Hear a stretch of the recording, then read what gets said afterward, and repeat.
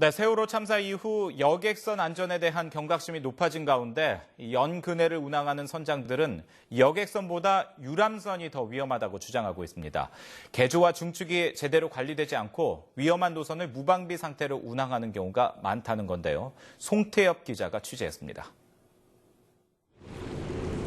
세월호 참사 이후 민관합동 TF팀의 긴급 점검에서 문제가 발견된 독도 사랑호입니다. 비상전원 공급 불량 같은 기계적 문제도 있었지만 선원들이 구조장비 사용법을 모르는 등의 인적 요인이 주로 지적되면서 운항이 정지됐습니다.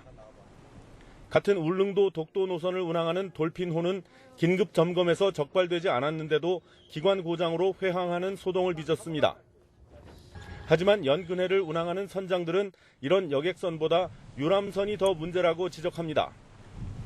실제로 남해안에서 운항 중인 한 유람선은 독도 사랑호나 돌핀호와 거의 비슷한 거리를 운항하는데도 유람선이라는 이유로 해양수산부의 관리 대상에서 빠져 있습니다. 이번에 이제 독도 갔던 그런 데 같은 경우는 생각보다 시설이 잘 됐는데도 중간에 고장이 나갖고 해양하는 그런 사고가 났는데 요배는 그 배가 대한 배도 아니죠, 사실은. 어선을 개조해서 정원을 늘린 뒤 유람선으로 운영하는 경우도 있고 외국에서 노후 선박을 들여와 증축하는 경우도 여객선 못지않게 많다는 겁니다.